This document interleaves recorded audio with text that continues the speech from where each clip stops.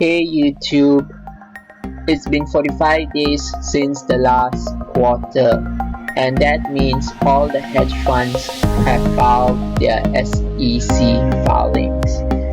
That's very important because we get to know what the big hedge funds have been doing in the first quarter of the year. All management firms with more than $100 million in assets under management, and that includes Berkshire Hathaway, will have to file their SEC filings Form 13Fs within 45 days of the ending of the first calendar quarter. Let's take a look at some of my favorite big hedge funds. What have they been doing in that very dramatic first quarter?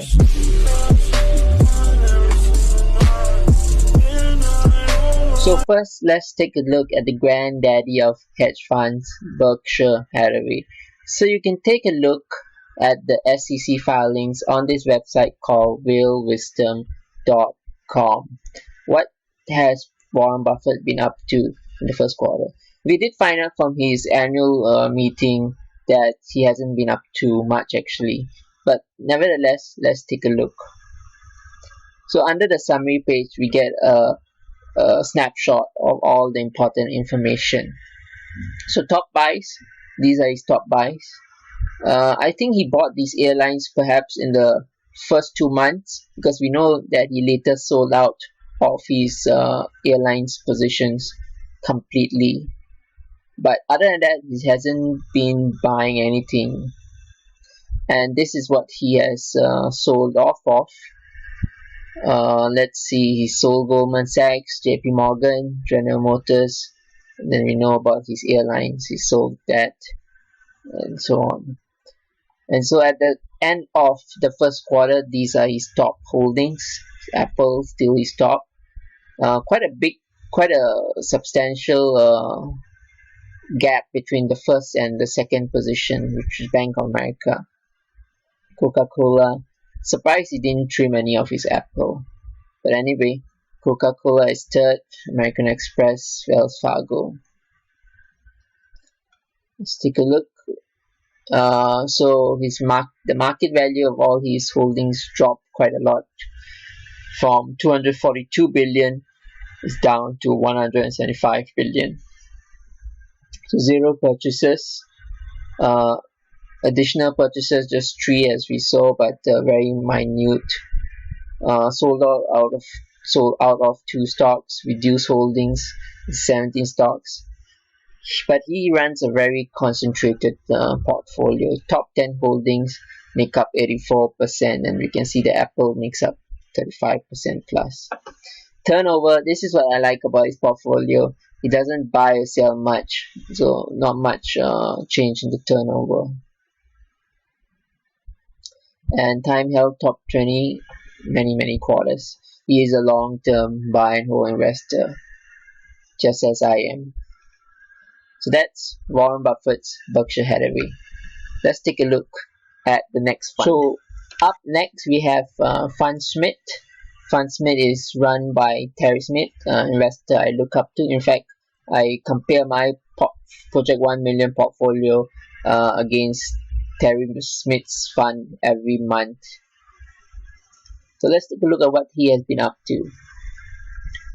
So I think he has initiated a new position in Nike, and yes, I think Nike did fall quite a bit in that first quarter, so he probably got it at a good price.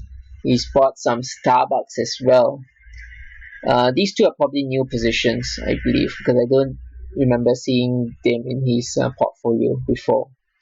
I know that he has Philip Morris, and he seems like he added a bit of Philip Morris, some VeriSign, and some more MSCI. I like MSCI as well, and I also bought MSCI for Project 1 Million during the last quarter. He trimmed a little of PayPal, Waters Corporation, Estee Lauder, Stryker, and Automatic Data. So these are his top holdings as of the end of the first quarter. Microsoft is still his top. Philip Morris has gone over to become his second. PayPal third, Estee Lauder, and Facebook. His fund also took a bit of a haircut during the last quarter. It's gone from 21 billion plus to 17.7 billion plus. So he bought 3 new stocks. I think Starbucks and Nike are at least 2 of them, as we saw. He seems he was much more active than Warren Buffett. He bought 11 stocks, and he didn't really sell out of any major positions. He reduced holdings in 19 stocks, and his top 10 holdings make up 64%. So he also runs a concentrated portfolio. If you remember from my Project 1 Million portfolio review in May, I think my top 8 stocks make up about 76%. So I am probably more concentrated than he is. So generally speaking, this is a relatively low turnover as well, something I like to see. I don't like investors who are trading in and out positions. So his turnover was 8.82%. And he's also been holding his positions for quite some time, as you can see from here. So let's take a look at the next fund. So next we have Berkshire Capital Management, managed by Chuck Berkshire. And if you don't know who Chuck Berkshire is, I did a video about Chuck Berkshire some time ago. He is a very good fund manager as well. So let's see what he has been up to. Oh, he bought Adobe. Interesting. I like Adobe as well. And in fact, I bought Adobe as well during the first quarter. Live Nation. I don't know much about this company, but I think it was badly hit, if I'm not mistaken. I think it deals with events, if I'm not mistaken. CoStar, ANSYS, Ollie's Bargain Outlet. Okay, so the one I like is Adobe. That's another name that I'm very focused on as well. What did he sell? He sold O'Reilly Automotive, Dollar Tree, Markel. He sold a bit of Moody's, and he sold a bit of Berkshire Hathaway as well. Interesting. He has held Markel and Berkshire Hathaway for a long time. Both of them are very similar in nature. Okay, so let's take a look at his top holdings: American Tower, MasterCard, Moody's, Visa, and SBAC. So let's not read too much into the trimming of Moody's because Moody's is still a very big position for him. And I also did a video about the copycat portfolio, and Chuck Berkshire is a member of that copycat dream team portfolio. So check out that video if you have not already. So let's take a look at how his portfolio compares in terms of size. It seems his portfolio didn't fall that much. I know that he was holding some cash, so that was probably a good thing in the first quarter, and he deployed that cash, and I remember reading about that. And so I think also a lot of some of the market positions bounced back quite dramatically. Like Adobe, I think bounced back quite a bit. So if he managed to get into Adobe at the low and then hold it on, I think that's probably also helped keep his market fund value pretty stable. So he bought 3 new stocks. He added to 12 stocks, sold out of 0 stocks, reduced holding in 9 stocks. He also runs a very concentrated portfolio. So his top 10 holdings make up about 77% of his portfolio. Turnover was low, generally speaking, about 10%. And he also holds his top holdings for a very long period of time. Next, let's take a look at this fund called Berkshire Capital. Berkshire Capital is another fund that I use as a benchmark in my portfolio review for Project 1 Million every month. It's a very interesting fund. It's done very well over the last 10 years or so. Let's take a look. I think the manager of this fund is slightly less of a buy and hold investor compared to some of the previous managers we looked at. But nevertheless, he still tends to hold high quality companies for at least some period of time. So let's take a look. So he bought Amazon. Wow, increased Amazon by 8%. Tesla, Netflix, Skyworks Solution, PayPal. I think some of these moves were quite good. PayPal, I think, rose a lot in April, so he probably benefited from that. What did he sell? He sold Applied Materials, ServiceNow, Global Payments, Adobe, Fiserv. So one manager bought Adobe and another manager sold Adobe. So what do you make of it? I mean, I bought Adobe myself, so you can tell that I'm generally still bullish about Adobe.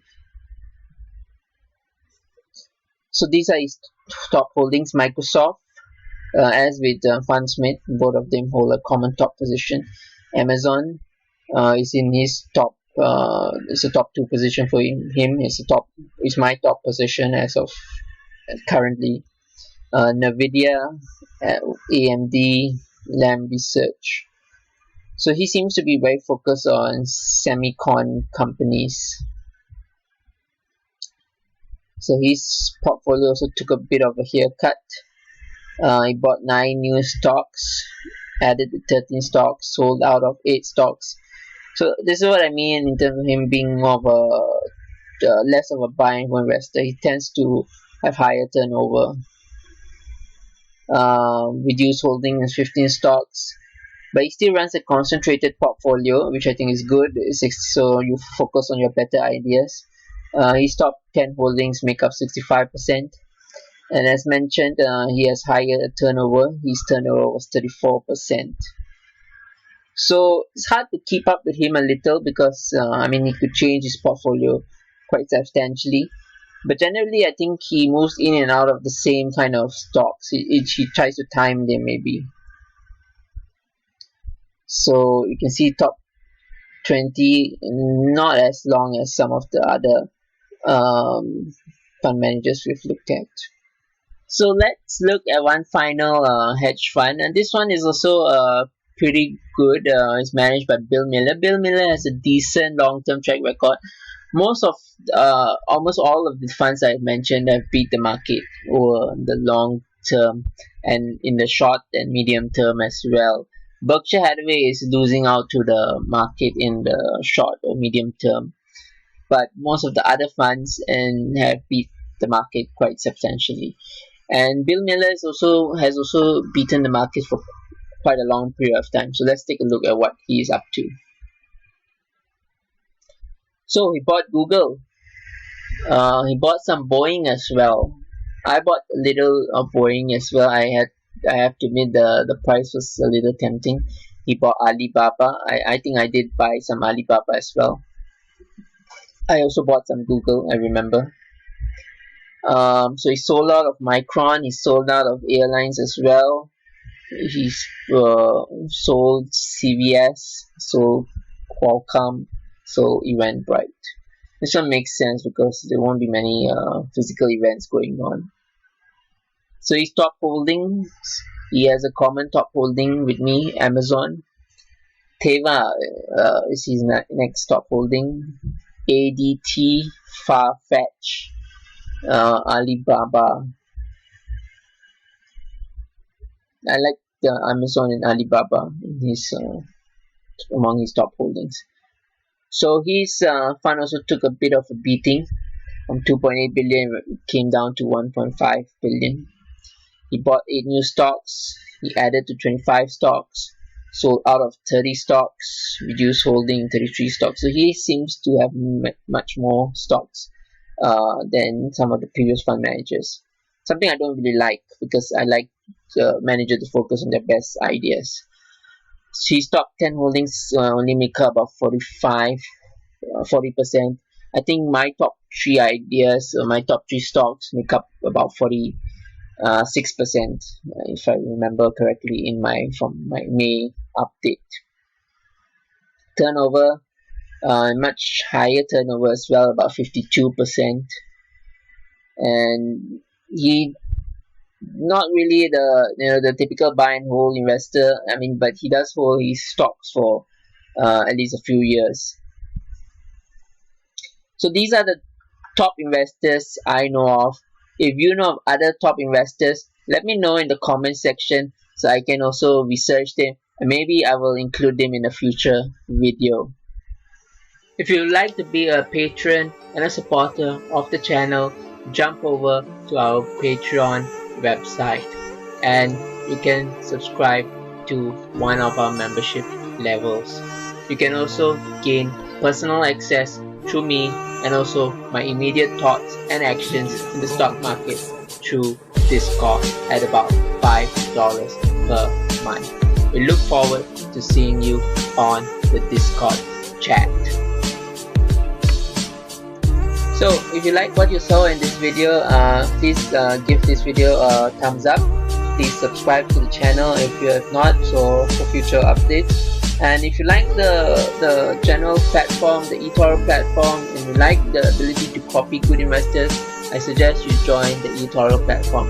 You can use my link in the description tab, and you can even get an extra $50 to start trading. So thank you for watching. I hope you took away some good points from this video. I hope you stay with us on this journey, this long-term journey, and we'll see you in the next video.